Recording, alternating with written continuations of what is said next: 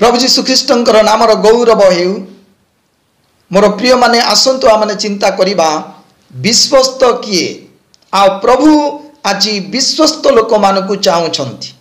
विश्वस्त लोक माने कोठी अछंती से खोजुछंती। गीत संगीता 101 पर्वर 6 पदर लेखा अछि, देशर विश्वस्त लोके जेपरि मो संगे बास करिवे एथि पई सेमानक उपरे मोर दृष्टि रहिब।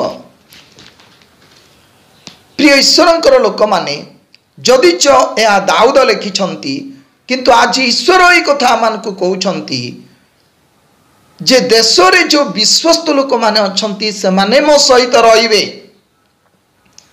तार अर्थ अविश्वस्त लोक मानकर सहित ईश्वर रुहंती नाही। अविश्वस्त लोक मानकर सहित से संपर्क रखिबे नाही। जदि आमने विश्वस्त हेबु ताले ईश्वरंकर सहित आमने दिन कटाई पारिबु। एणु आमने विश्वस्त हेउ, पुणी जदि आमने विश्वस्त हेबु ताले तांकर दृष्टि आम उपरे रहिब। प्रिय माने तांकर दृष्टि दया दृष्टि, करुणा दृष्टि। जांको उपरे तांकर दृष्टि पड़े तार जीवन बदली जा, तार परिस्थिति परिवर्तन होई जा। एणु तांकर दृष्टि जदि आम उपरे पड़ु बोली आमने भाबुछु ताले आमने विश्वस्त लोक हेउ। पुणी विश्वस्त या माने प्रभुंकर सहित आमने बसवास करू। प्रिय माने जांकर सेवा माने करूछु, जांकर आराधना करूछु, से अविश्वस्त परमेश्वर नुहंती, से सदा सर्वदा विश्वस्त। एणु द्वितीय थेसलोनिके 3 पर्वर 3 पदरे लेखा अछि, किंतु प्रभु विश्वस्त, से तुम मानकु स्थिर करी मंदरु रक्षा करिवे। से परि विश्वस्त परमेश्वर जे आंभ मानकु मंदरे पड़िबा को देबे नाही। आज जगतर लोक माने आमकु मंद पथरे कढ़ेई नहीं जाती, मंदरे पकाई दियंती। आमे मंद कार्य करिबु, मंद चिंता करिबु, या से माने चाहती। किंतु आमनकर ईश्वर से विश्वस्त परमेश्वर जगतरे मंदरु रक्षा करिबा पई केई नुहंती, किंतु आमनकर ईश्वर विश्वस्त ही थिबारु से आमनकु मंदरु रक्षा करिबा पई चाहती। आ से केते दिन विश्वस्त, केते समय विश्वस्त, से सबु बेले विश्वस्त। एणु द्वितीय तिमोथी 2 पर्वर 13 पदरे लेखा अछि, जेबे आम्भे माने अविश्वस्त हेउ तेबे सुद्धा से सर्वदा विश्वस्त, कारण से आपना को अस्वीकार करि पारंती नाही। मोर प्रिय माने आमे अस्वीकार करि देई पारु पितरंकर बली। पितर निजको अस्वीकार करि देले, मु नुए बोली अस्वीकार करि देले, किंतु आमनकर ईश्वर से निजको केबे अस्वीकार करंती नाही। से सदा सर्वदा विश्वस्त। मोर प्रिय माने लेखा अछि, जेबे आमे माने अविश्वस्त हेउ आमे अविश्वस्त हे पारु, किंतु परमेश्वर अविश्वस्त केबे हेबे नाही। से सदा बेले विश्वस्त। एणु आमे सर्वदा विश्वस्त हेबा दरकार। प्रथम जॉन 1 पर्वर 9 पदरे लेखा अछि, जदि आमे माने आपणा आपणा पाप स्वीकार करू तेबे से आंब मानकर पाप क्षमा करिबाकू ओ समस्त धर्म, गोटे अधर्म नुहे, अधर्म कहले समस्त धर्म ही पाप बोली लेखा अछि, समस्त धर्म रु आंब मानकु परिष्कार करिबाकू विश्वस्त न्यायवान अटंती। एपरि विश्वस्त किए अछि जे कि आमनकर समस्त धर्म को क्षमा करिवे, परिष्कार करिवे। प्रिय माने आमनकर विश्वस्त परमेश्वरंकर निकटरे जदि आमे आपणा आपणार पाप स्वीकार करू तेबे से परिष्कार करिवे। से जदि आमनकु परिष्कार करिवे ताले आमे माने नूतन देखा जिबा। से जदि आमनकु परिष्कार करिवे ताले आमनकर सौंदर्य देखा आजिब, आमनकर जीवन परिवर्तन होई जीव, गोटे नूतन जीवन देखा जीव। किंतु आमने पाप स्वीकार करिबा दरकार।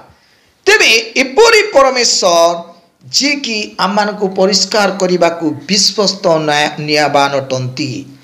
एणु मोर प्रिय माने से विश्वस्त होई थिबारु तांको सहित रहिबाकू हेले आमे मध्य विश्वस्त हेबा जरूरी अटे। तेबे आज आसु आम चिंता करवा विश्वस्त किए आसतु आम जोसेफंकर विषय आम चिंता करवा। आदि 39 पर्वर घटना जोसेफ मिस्रीयर कर्तार गृहरे से बास करुले आउ तार कर्ता जोसेफंकु गृहाध्यक्ष करी तांकर हस्तरे सब विषय समर्पण कले। कौन पाई? से विश्वस्त थिबारु। मोर प्रिय माने आउ जोसेफ कर्तांकर गृहरे रही सबु विषय तत्व नेउथिले।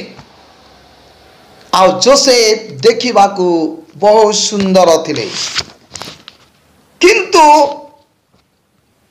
जोसेफ कर्तांकर स्त्री मोर प्रिय माने जोसेफंकर उपरे दृष्टि पकाइबाकू लागिला।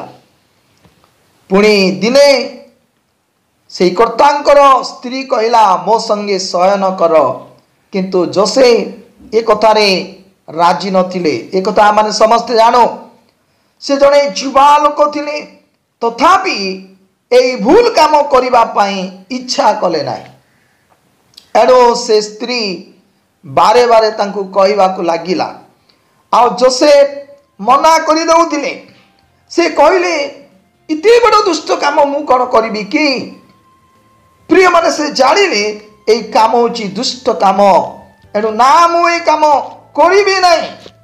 किंतु दिने प्रिय माने गृह रे केई नथिबा अवस्था रे आउ फुटिबरर स्त्री जोसेफंकर हाथ धरी मोर प्रिय माने टणाटणी कला, किंतु जोसेफ बाहर को चली गले।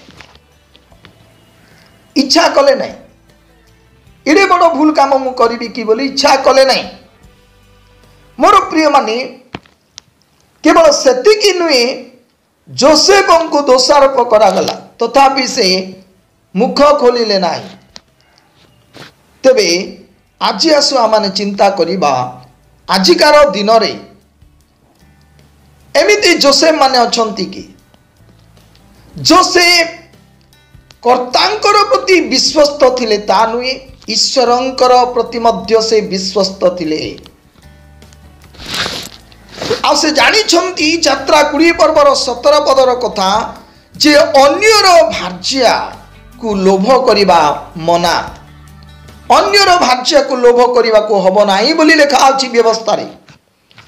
से एते विश्वस्त थिले प्रिय माने जारी फल रे ईश्वर मध्य तांकर सहित रहउतिले।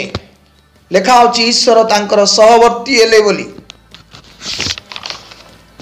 प्रिय माने आजिकार दिन रे जदि आम चिंता करिबा आजिकाली लोक माने स्त्री मानकर फोन द्वारा, फेसबुक द्वारा, इंस्टाग्राम द्वारा, व्हाट्सएप मेसेज द्वारा, वीडियो कॉल द्वारा से माने ओटारी होई चली जाउछन। से माने व्यभिचार करिबा पाई, मंद कार्य करिबा पाई पछौ नांती।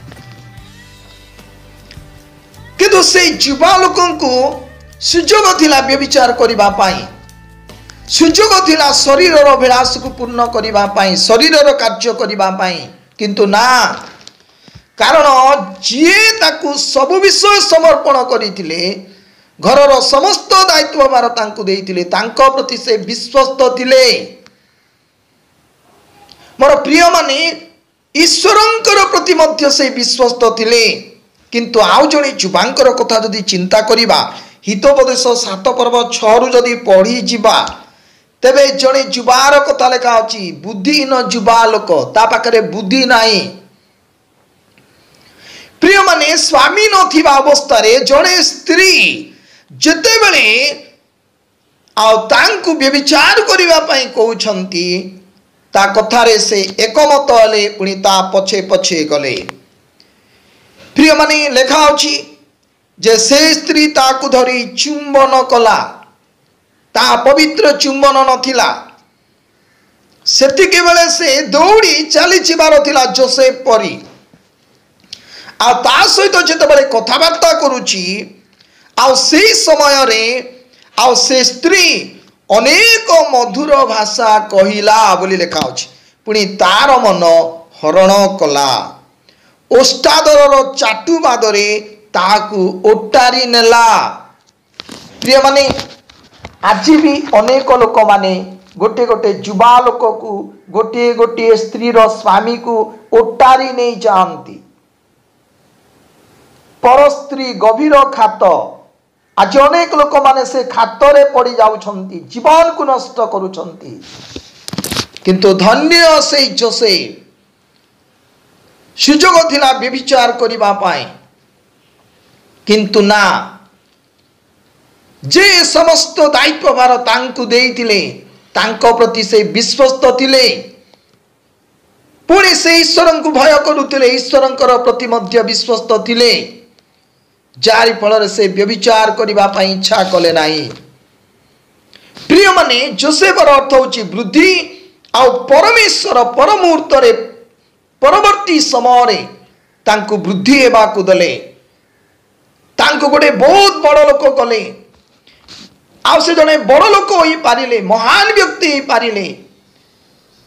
କାରଣ କ'ଣ? ବିଶ୍ୱସ୍ତ ଥିବାରୁ। କାରଣ ବିଶ୍ୱସ୍ତ ଲୋକମାନଙ୍କ ଉପରେ ତାଙ୍କର ଦୃଷ୍ଟି ଥାଏ। ପରବର୍ତ୍ତୀ ସମୟରେ ଯେତେବେଳେ ସେ ଦୁଃଖ କଷ୍ଟ ସମସ୍ୟା ଦେଇ ଯାଉଥିଲେ, ସେହି ସମୟରେ ଈଶ୍ୱର ତାଙ୍କୁ ଛାଡ଼ି ନଥିଲେ। ଈଶ୍ୱର ତାଙ୍କର ସହିତ ଥିଲେ, କାରଣ ସେ ବିଶ୍ୱସ୍ତ ଥିଲେ। ପ୍ରିୟମାନେ, ଆଜି ଆସୁ ଆମେ ବିଶ୍ୱସ୍ତ ଜୀବନ କାଟୁ। ଯଦି ଆମେ ବିଶ୍ୱସ୍ତ ହେବୁ, ଆମେ ଈଶ୍ୱରଙ୍କର ସହିତ ରହିବୁ, ପୁଣି ଈଶ୍ୱରଙ୍କର ଦୃଷ୍ଟି ଆମ ଉପରେ ରହିବ।